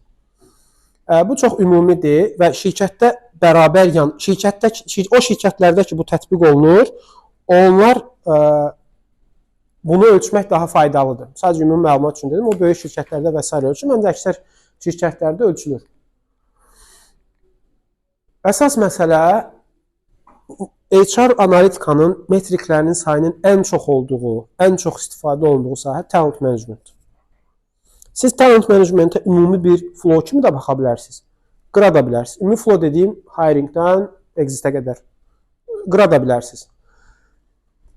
Turnover rate, bayaq dediyim kimi, hesablanan ən böyük, belə deyim, ən bilinən metrikdir. Müəyyən bir dövr ərzində işdən çıxanların, mən burada qırmışam, successorların turnoveru, bilmirəm, hypoların turnoveru və s. Talent management adətən şirkətdə istedadları ortaya çıxardır. Bunun da müxtəlif yollarla ola bilir. Critical rollar ola bilir, hypo dediyimiz high potential deyirik, yəni yüksək performanslı əməkdaşlar, performans skoru yuxarı olanlar, müəyyən assessmentlardan keçənlər, şirkətdə müəyyən uzun müddət işləyənlər və s. Bunların turnover rate-nə baxırlar və s. Və bunun altında desək ki, turnover nədir? Turnover, bayaq dediyim kimi, müəyyən bir aralıqda işdən çıxan əməkdaşların o şirkətdə ortalama işçi sayına bölünməsindən yaranır. Deyək, mənim şirkət, bunu biz müxtəlif ölçə bilirlər. 12 aylıq götürürsünüzsə, hər ayın ortalamasına tapıb bölə bilərsiniz və yaxud da çox cüzi fərq edir, 0.5-1% və s. Və yaxud da necə 25-ci üzrə turnover rate-ə baxmaq istəyirəm. Götürürəm aktiv headcount-umu dövrün əvvəlinə. Dövrün əvvəl olsun ya 1 yanvar ya 5 yanvar, fərqi yoxdur. 1 yanvarla 5 yanvar eyni olacaq sayt, bayram günə düşür. 01-01-25-ci ildə götürürəm aktiv işçi sayımı, deyək 100 nəfər idi. Sonra məndə dalğalanmalar oldu. İşə götürdüm, işdən çıxartdım, bonus verdim, bonusdan sonra işlər çıxdı, rəhbərlik dəyişdi. Çoxlu şeylər oldu. Hiringlər çıxdılar və ilin sonunda oldum 150 nəfər. Düzdür? Və mən il ərzində 75 işçini işə götürmüşəmsə, neçə nəfər işdən çıxıb? Deməli, 25-i bölürəm bu ikisinin ortalamasına. 150, necə? 125 eləyir? 125, düzdür? Bu ümumi turnover rate-dir. Düzdür? Çıxardığımız rəqəm. Amma bununla kifayətlənirikmi? Yox. Segmentlərə baxırıq, bölürük və s. Və turnover rate-də müxtəlif cür turnover rate var. 1. Voluntary turnover rate. Bu nədir? öz istəyi ilə işdən çıxanlar. 68-2 aydan çıxanlar. İxtisara düşməyiblər, nə maaş az idi, mən başqa şirkətdə yuxarı əmək qalmışam, rəhbərimi sevmədim, şirkəti sevmədim, köçürəm xaricə, təhsilimi davam etdirirəm, X, Y, Z və s. Bizdə çox yaxşı təcrübə var. Biz təqribən hardasa 6000 falan əməkdaşın exit nəticələrindən bir şey çıxartmışdıq. Classification elədik. Onları çox kompakt bir yığdıq ki, işçilər hansı səbəblərdən işdən çıxırlar daha ən çox. Bu voluntary turnover rate, könüllü turnover rate. Bir də var involuntary turnover rate. Bu işçi istəmir çıxmaq. Amma onun müəyyən səbəbdən işdən çıxardılar. Fraud eləyib, misconduct eləyib, şirkətin daxili qaydalarını pozub, hərbi xidmətə gedir. Hərbi xidmət bura tam aid olmaya bilər, amma retirement'a gedir, sağlamlıq problemləri var. Çoxlu səbəblər ola bilər ki, ondan asılı olmadan səbəblərdən işdən çıxır, şirkət günü. Şirkət bağlanır, şirkət redundance eləyir, yəni ixtisarlar eləyir və s. Bu demək ki, bu artıq involuntary reasonlarda saya bilərsiniz. Yaxşı, şirkət tərəfdən yaxşıdır ki, adətən voluntary turnover rate-ə baxırlar. Demək ki, mən daxildə nəyisə düz qurmamışam ki, mənim şirkətimdə işçilər özləri istəmir qalmaq, özləri gedirlər. Mən heç eləmirəm. Involuntary turnover rate yuxarı olanda problemdir. Məsələn, probation periodda işçilər çıxmır. İlk 3 ayda baxırsan ki, mən çıxardıram işdən. Niyə? Çünki poor performance. Niyə? Mənim 3 ayda turnover rate'im yuxarısa səbəb nə ola bilər? Recruitment'ı düzgün aparmayıblar. Onboarding'i düzgün aparmayıblar. Demək ki, mən orada artıq tapdım nəticəni, səbəbə gedib recruitment'a baxacağım. Hansı toollardan istifadə eləmişik, kimi tapmış, time to fill nə qədər idi, assessment eləmişdiyimi, test nəticələri nə qədər idi, rəhbər onboarding vaxtı görüşmüşdüm ondan. Deyək ki, işçilər gəlir, rəhbər deyir, şöbə müdürü, məsələn, kiçik mütəxəssis gəlir, departament direktoru deyir, görüşərəm. Bugün bu iş çoxdur və s. İşçi gəlir, 2 aydır hələ rəhbərlə görüşməyib. Artıq o işçidə yalanı ki, okey, mən burada kiçik mütəxəssisdir, karyerasını yeni başlayıb, bir mentoru yoxdur və s. deyir, okey da, mən bu şirkət nəsə sıxır. Nəsə axtarır, səbəb axtarır ki, bu şirkətdə nəsə düz getmir. Heç kim gəlib ondan maraqlanmır. Ciddi belədir, yəni həqiqətən zarafatsız deyirəm. Okey, deyir, mən özümə başqa yerdə başqa imkanlar axtarım. Ona görə o 3 aydakı onboarding, bayaq deyim, onboarding metrikləri var idi. Onboarding prosesi necə qurulur? O da vacibdir. Okey, mən, amma deyək ki, baxıram, involuntary turnover rate filiallarda 3 ildən artıq işləyənlərdə daha çoxdur. Və bu pattern halına gəlib. Okey, səbəblərə gedirik, baxırıq niyə? Demək ki, X bir marketlər şəbəkəsi olsun, ya da nə bilim, satış, distributor şirkət olsun. Deyək ki, distributor şirkət baxır ki, region filiallarında, Gəncə filialında mən hər 2 aydan bir fraudla işdən çıxardıram işçini. Orada artıq deep dive eləmək lazımdır ki, bu niyə çıxır işçi? Və hər dəfə frauddan işçi çıxırsa, deməli problemdir. Ona görə bu turnover rate'i bölmək lazımdır. Bir də ümumiyyətlə şirkətdən heç kimdən, iki tərəfdən də asılı olmayan səbəblər var. Allah eləməsin, ölümdür, X səbəbdir, hərbi xidmətə getməkdir, ekspat işçilərdə vizasını dövlət ləğv eləyir və s. Heç iki tərəfdən də asılı deyil, düzdür? O da sizin niyə turnover-unuza təsir eləməlidir? Turnover şirkətdə ən yuxarı strateji KPI hesab olunur. Adətən boardda qoyurlar, boarddan aşağı düşür. Talent managementdə, bayaq dediyim sual vermək məsələsidir ki, hansı metriklərə baxmaq və onlara necə sual vermək lazımdır. Mən şirkətimdə nə qədər headcount-u büdcələyirəm, ilin sonuna nə qədər olmalıyam, niyə olmalıyam, büdcə, maaş pulumu, da deyək də, maaş hovuzumu nə qədər artıracam, nə qədər işçiyə ehtiyacım var, niyə o demand and supply məsələsi, niyə ehtiyacım var, mənim engagement skorum nə qədər və burada sizin üçün yazmışam, bunu hansı cür analitika növü ilə hesablamaq olar, baxa bilərsiniz.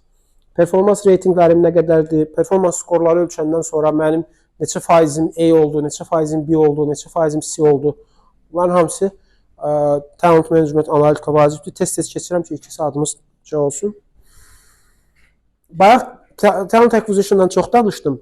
Burada bir dənə əlavə eləmək istəyirəm. Vacancy aging dediyimiz bir məsələ var. Bu vacancy aging bilirsiniz nədir? Daxildə olan, ümumiyyətlə, daxili-xarici vakansiyalar nə qədər müddətdə açıqdır. Deyək ki, biz şirkətimizdə mənim ilin əvvəlində büdcələmişəm ki, şirkətim sayı 1500 olmalıdır. Və quarter 3-ün sonudur, sentyabr ayıdır. Baxıram, mən 1200-əm. Deməli, mənim 300 dənə vakansiyam və yaxud da 300 pozitionum boşdur, düzdür? Mənim 3 ayım qalıb. Vacancy aging budur ki, mənim bu 300 vakansiyam neçə gün müddətdir ki, açıqdır. Deyək ki, elə vakansiya var ki, 2025-ci ilin mart ayında açılmışdı. Amma sentyabrda hələ də bağlanmıyor. Bu sual yaradır. Talent acquisition'da ən çox kimlər ki, rekrutmentlə və s. məşğuldur, onlar üçün maraqlı ola bilər. Mənim maraqlıdır ki, mənim niyə 6 aydır mənim vakansiyam açıqdır? Hansı roldur bu? Baxıram ki, IT roldur. Okey, IT rolu niyə bu qədər açıqdır? Gedir biznes mənə deyir ki, mənim işim qalır, mənim biznesim yanır, mən hansısa bir məhsul çıxartmalıyam. Amma mənim əməkdaşım yoxdur. Gedib rekrutmentlə danışsan ki, niyə tapmamısan? Əgər bu analitika olmasa, biznes orada qalacaq ki, işçi demişəm tapın. O deyir ki, bax da 3 aydır tamamlanmayıb. Tapa bilmirəm, maaş vəzifəsi uyğun gəlmir, tapdığım adamlar gəlir, testdən keçmir və s. Artıq orada düşünürsən ki, bundan sonra hansı addımı? Decision making budur. Rəqəmə baxdım, data driven decision making budur. Yəni rəqəm data əsaslı qərar vermə. Mən rəqəmə baxdım, bizneslə danışdım, oturdum, müzakirə elədim. Okey, mənim yanır biznesim. Adamı tapa bilmirəm, səbəbi tapıram, başqa bir yol tapıram. Deməli bu 300 düşəcək olacaq 299 daxildən promotion eləyəcəklər. Bayaq sizin dediyiniz məsələ. Ola bilər ki, mənim burada dediyim business development baş mütəxəssisi 3 ayda vakansiyası var.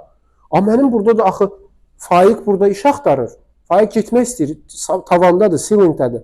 Okey, mən buna təklif edirəm, daxildən götürürəm. Burada da HR analitikanın rolu çox yuxarıdır. Vacancy aging budur.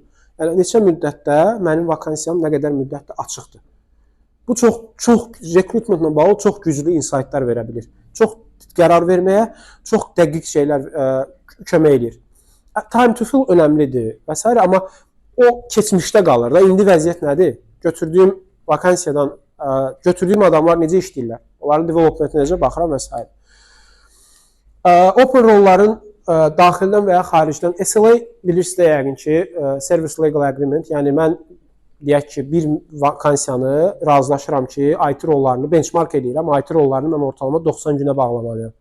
Amma 120 gündür açıqdır. Artıq orada rekruterlərin KPI-larıdır ki, 90 günə bağlanmalan vakansiyanı niyə 120 günə bağlamısan? Bu analitikanı eləyə bilərsiniz.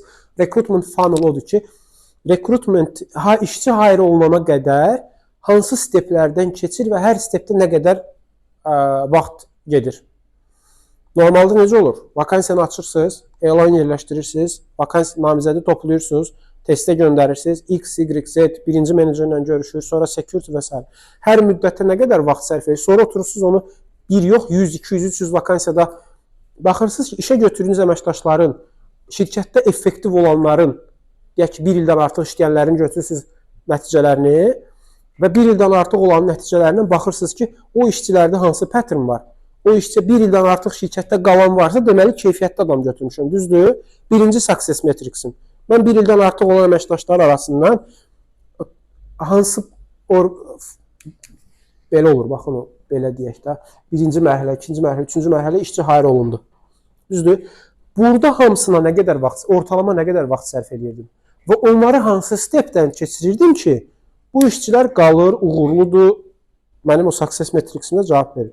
Bir də tərsinə, mən o bir ilə qədər işdən çıxanların bu funnelda nə problemlər yaşamışdım? Tezimi götürmüşdüm, test eləməmişdim. Məsələn, ikinci stepi buraxmışam.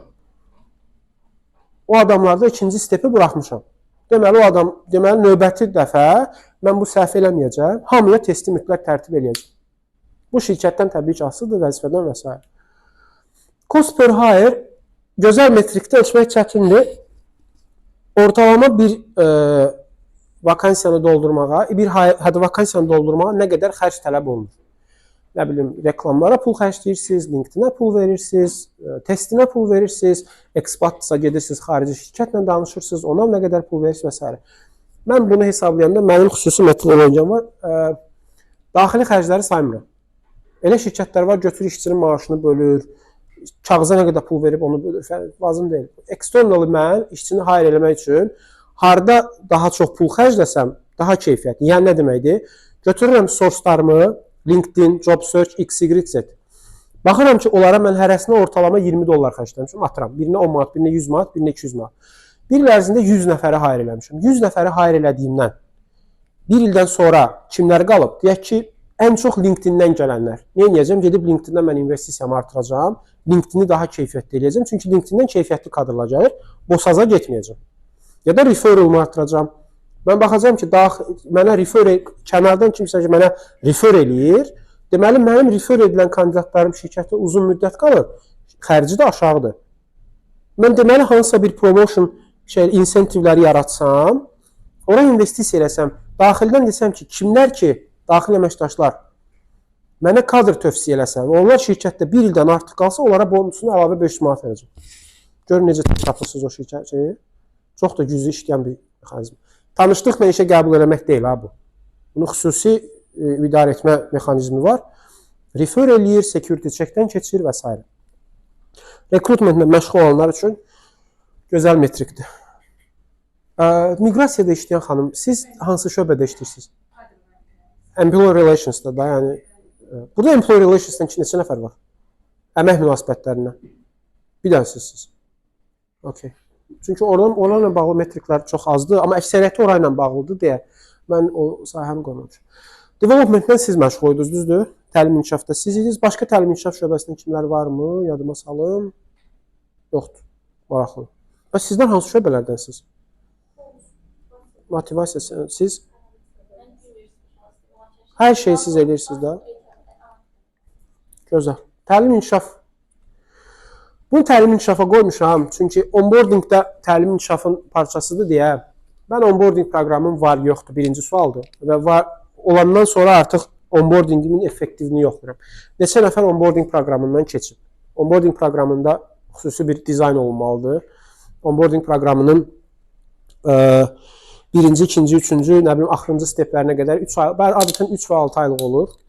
Deyək ki, 3 aylıq olanda axırıncı step deyək ki, təlimlərdən sonra menecerlərdən sonra ona xüsusi KPI-lar və s. olur və o KPI-lar, onboarding KPI-lar olur adətən. O təcrübə deyim, probation periodunda o adamlar o KPI-lara çatır yoxsa. Çünki onboardingdən bəzən şirkət də işçini çıxarda bilir. Gəlir, görür vəzifəsi uyğun deyil. Ya Allah, çox sağ ol. Stakeholder feedback dediyim budur. Mənim götürdüyüm işçi rəhbəri necə qiymətləndirir onu. Düzgündür, culture uyğundur, komanda uyğunlaşıb, KPI-larını vurur, verilən tapşırıqları vaxtında yerinə yetirir, toksik deyil, şəxsi keyfiyyətləri yerindədir, keçirdirik. Yox, keçirmirik, artıq o metriklərdə önəmlidir ki, keçirmiriksə niyə? Və sonra gedirik, keçirtməyənləri belə Excel-də filtr eləyirik, onu seçirik, baxırıq patternə. Keçməyən adamlar bizə nə deyir? Keçməyən adamların ortaq nəsə bir xüsusiyyəti varmı? Bir ortaq persona yaradıbmı o? Kimlərdir keçməyənlər? Nə bilim, bilmirəm. Hansısa departamentə gələnlər keçmir. Okey. Bəlkə orada keçməyənləri məsələ gələnlərdə deyil, məsələ departament rəhbərindədir ki, kriteriyalarını düzgün qoymur. Müxtəlif ola bilər. Başda sizə demişdim, HR-da görülməyən o qədər çox faktor var ki, hər şeyi kağıza tökmək olmur. Burada artıq sizin domain ekspertizanız gəlir işin içinə ki, mən bu məsələni necə tərcümə eləyirəm? Mən bu məsələdən insighti necə çıxardıram? Mən rəqəmə baxıb deyirəm ki, okey, keçməyib. Amma məsələ bəlkə o rəhbərin uyğun, düzgün şeyləri qoymamağında, job descriptionları düzgün qoymamağındadır. Gəlir, bəlkə başqa iş verir ona. O da o feedback dediyimiz orada. Sənin stakeholderın həm də sənin daha işçində axı. O işçi gəlir, exitdə nə deyir? Bir rəhbər mənə istəmədiyim taskları verirdi, mən də gedirəm. Ola bilər. Əsas məsələ həmin vaxtdan sonra nə etməkdir? Siz isə nə edirsiniz? O gedirsiniz, recommendation dedim, şimdi sizə göstərəcəm o storytelling məsələsini. Recommendationlarınızla gedirsiniz ki, hörmətli rəhbər, hörmətli mənim rəhbərim, X, Y, Z, idarə heyəti, bilmirəm, komitə. Bax, buna görə mənim işçilərim çıxıb, nəticə də budur, gəlin bunu eləyək ki, olmasın. Qualitative analitikada budur. Əla. Çox compensation və s. getmədik. Compensation getsə artıq orada qalır. Orada əsas məsələ compensation tərəfdə base salary üzərindən aparılır, market ratiolara baxılır, bonusa baxılır, bonus pulundan salary necə ayrılır, reward policy-də olan şeylər, actionlar necə idarə olunur, o səbəbdən işdən gedənlərin market cap-inə, internal equity-sinə və s. baxılır. Ora çox gedə bilmirəm. Storytelling-i necə quraq? Ümumiyyətlə, istənilən reportu hazırlayanda fərqi yoxdur. Bu HR reportdur, risk reportdur. Story qurulsa, storytelling, yəni hekayə əsasında qurulsa, onun nəticəsi daha tez gözə çarpır, daha yaxşı qəbul olunur və daha sizə, sadə dillə desəm, sizin üçün yaxşı qapılar açır.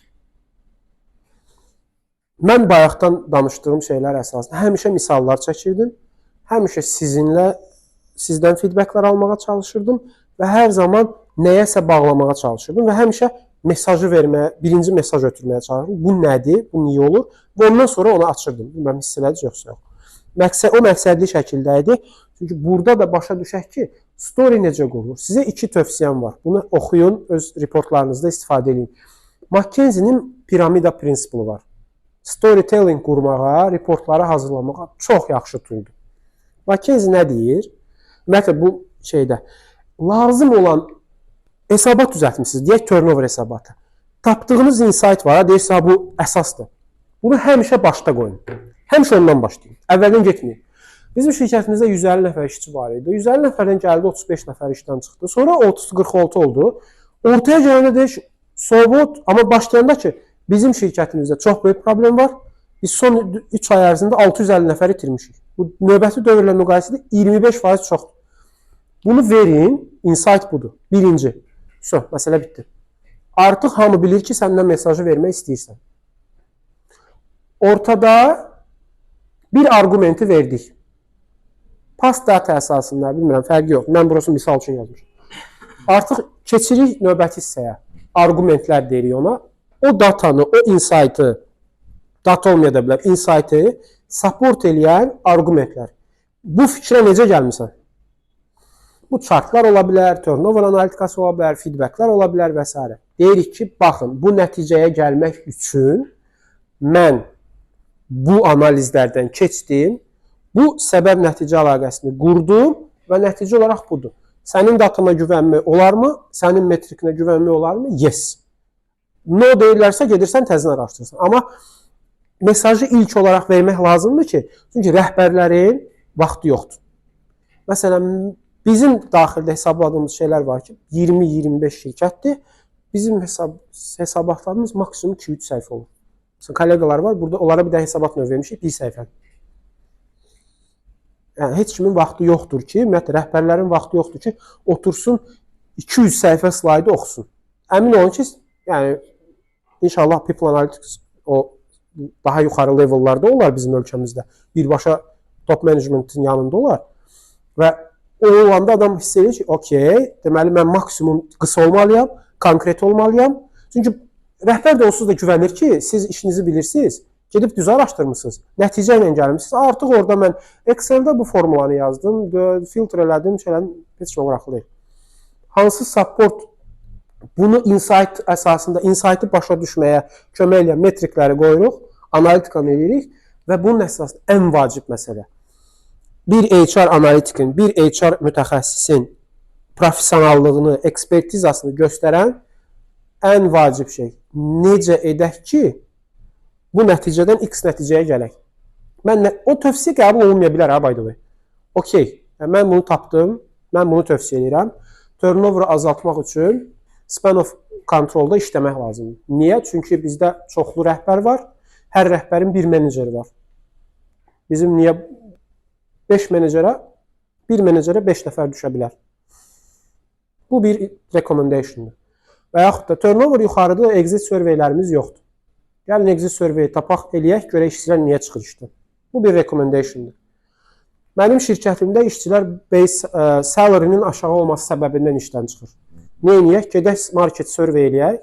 Baxaq ki, şirkətlərin bazarda verdiyi ortalama maaş bizimkindən nə qədər fərqlənir. Mənim şirkətimdə 1 ilə qədər ki, işdən çıxan turnoverları yuxarıdır. Mən təklif edirəm ki, həmin işçilər arasında stay intervyular eləyək. Stay intervyu nədir? Yəni, qalan işçilər arasında intervyular eləyək. Baxaq problemləri nələrdir? Bəlkə ümumi bir pattern tapar. Bu tipli recommendationlar eləyək ki, yəni bir reportu recommendationsız eləmək, onu yarımçıq eləməkdir. Ona görə hər bir reportun sonunda başda bu insight yaxşı da ola bilər, ha? Məsələ deyil, həmişə gəlib negativ tapasınız, yox. O adamı çürüdür. Yəni, ciddi deyirəm. Həmişə negativ axtarım, mən insight tapmadım. Insight nədir? Problem. Yox. Şirkətdə hər şey normal da ola bilər. OK, deyir ki, stabil davam edir turnoverımız. OK-dir. Son 1 il ərzində ya da son 3 il ərzində compound grossumuz, yəni ortalama grossumuz çox dəyişməyib. Bu şirkətimizdə stabil idarə etmənin nəticəsidir. Recruitment fazası yaxşıdır. Biraz oynamalar var. Bu departamentdə X turnover yuxarıdır. Bunun üzərində işləsək OK-dir. Yəni işləyirsə dəymə. Sadə dildə desək, yəni işləyirsə dəymə, davam eləsin, qurcalama. Mən çox sevirəm onu. İşləyirsə dəymə. Bu IT-lərlə çox istifadə edən sözdür ki, əgər OK-dirsə, heç nə problem yoxdursa, gedirsə, işləyirsə, dəyməyin, davam edək. Bir də eyni McKinsey-in eyni framework var. SQR problemi var, framework var.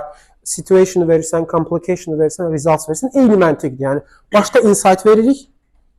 Insight'dan sonra biz veririk o insight'ı support edən analitikamızı. Bu deskriptiv analitik ola bilər, prediktiv analitik ola bilər. Hansı metriklərdən istifadə eləmişsiniz? Ratio istifadə eləmişsiniz, count, fərq yoxdur. Exit interview, text analitikası istifadə eləmişsiniz, fərq yoxdur. Bu yaxınlardan çox gözəl analitik eləmişdik. Orada text datalarını istifadə eləmişdik. Sentiment analiz deyirik ona. İnsanlar cümlələrdən nə qədər negativ sözlər istifadə edirlər. Bu da bir analitikadır. Təkcə rəqəm ehtiyac yoxdur rəqəmdən olsun. Sizə bir neçə recommendationlarım var. Madam ki, buraya gəlmişik. Hardan, xüsusən də karyerasını yeni başlamaq istəyən dostlarımız üçün, hardan HR analitika, karyeramızı HR analitik istiqamətində inkişaf elətdirə bilərik, kurslar var. Burada bir dəmə qəşəng kurs var, orada baxa bilərsiniz. HR dediyimiz bir böyük bir platforma var, ingilis dilində. Əksəriyyəti ingilis dilindədir, by the way, istəsəz türk dilində, mənə yazın, bəlkə mən sizə türk Azərbaycan dilində taparam. Azərbaycan bura yaxşıdır, amma ingilis və türk dilində mən taparam sizə, bir neçə yer bilirəm, amma bura qoya bilmədim. Texniki biliklər vacibdir. Excel, Power BI, çox advanced level'a geçsəz, SQL, Python OK-dir, amma ilkin başlanğıc üçün Excel və Power BI kifayət edir. SQL və s. istifadə eləməsəz, burada bu daha çox texniki domain knowledge dediyim tərəfdir. Domain knowledge, yəni HR nədir və HR-da analitikanı necə eləmək lazım? Çox gözəl kurslardır.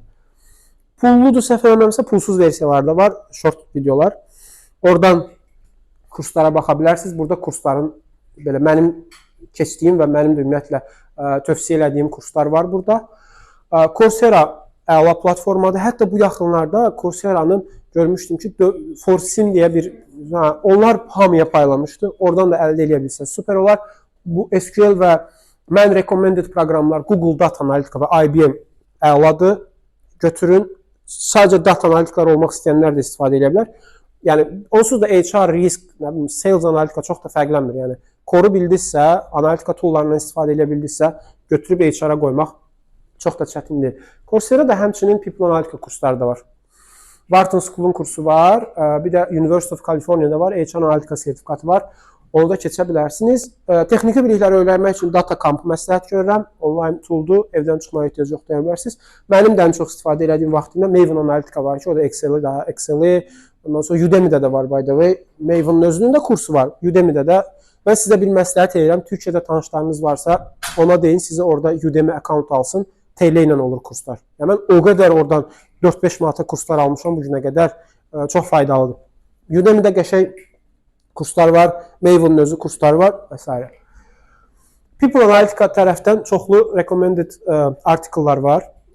Mənim özümdən çox oxuduğum, mənə də tövsiyə olunan, bu biraz köhnə versiyalardır, amma çox gözəl izah eləyir ki, şirkətlərdə People Analitikanı qurmaq üçün hansı McKinsey-nindir, hansı steplərdən keçmək lazımdır, şirkətlər öz strukturlarında əlaqələri people analitika ilə necə qurmaq lazımdır və s. Məqalələrdir belə deyək, onu da istifadə edə bilərsiniz. Həmişə bu kəlamı çox sevirəm, bu çox mənim sevdiyim belə deyək kəlamdır ki, yəni sənin əlində data yoxdursa, sən bir şeyi ölçə bilmirsənsə, sənin sadəcə fikrin var.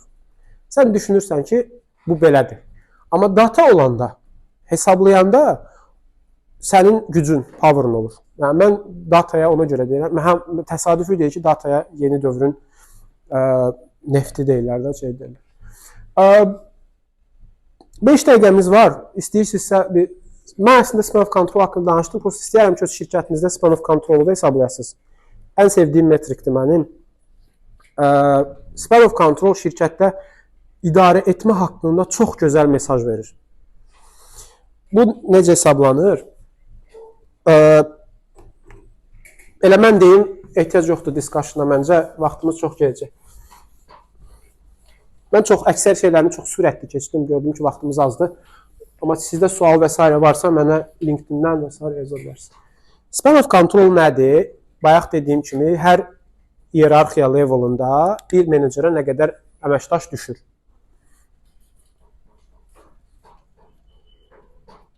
Span of control, idarə etmə diapazonu. Biz götürürsünüz, nə edirsiniz? Şirkətinizdə menecer var da deyək. Və menecerə tabi olan bir neçə adam var, düzdür? Bu menecer 1-dir, düzdür? Və ona da 3 nəfər tabidir, düzdür? Götürürsünüz şirkətinizdə direct reportların sayını tapırsınız. Deyək ki, 100 dənə menecer var, düzdür? O 100 dənə menecerə neçə nəfər tabidir? Toplam şirkətinizdə hamısında. Deyək ki, sizin şirkətinizdə 10 dənə menecer var, 30 dənə direct reportlar var. Deməli, sizin şirkətinizin spanı bir adama ortalama 3 dənə menecer düşür. 30 nəfərlik şirkət üçün bu çox belə katastrofik rəqəmlərdir. Və baxırsınız benchmarka. Bizim özümüzün çıxartdığı benchmarklar var, sector-based ki, maliyyə sektorunda tutaq ki, ümumi benchmark nə qədər olmalı? Benchmark nədir? Yəni, bir işçi ortalama neçə adam düşsə və orada şirkətdə işçi sayı və şirkətin dövriyyəsi önəmlidir. Və götürürsünüz bu şeyləri, bölürsünüz layer'lar üzrə. Layer nə idi? Departament üzrə və s. baxaq. Ən effektivi layer'lar üzrə baxmaqdır. Yəni, CEO-dan başlayaraq L1, L2, L3. Məsələn, CEO-nun altında CFO var, CRO var. CEO-nun spanı 2-dir. Yəni, CEO cəmi 2 nəfərlə işləyir. Birbaşa da, yəni birbaşa. CFO-nun altında 6 nəfər var. CFO-nun skoru 6-dır, CRO-nun 3-dür, düzdür? L2-nin indi spanını hesablayanda, bilirsiniz necə hesablayacaqsınız?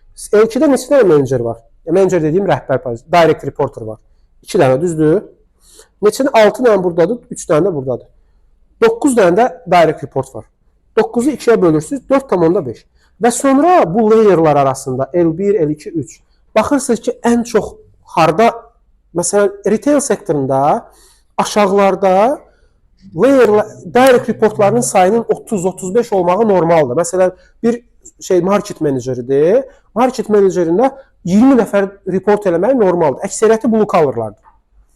Amma bunu banking sektorda L2-də, L4-də, L5-də 20 nəfər bir adama tabi etsə, bu artıq problemdir. Çünki ortada idarə etmədə qırılmalar var. Deyək ki, L4-də bir departament var, olsun procurement departamenti. Procurement departamentində 20 nəfər işləyir. Deyək ki, 10.000 nəfərlik bir şirkətimiz var.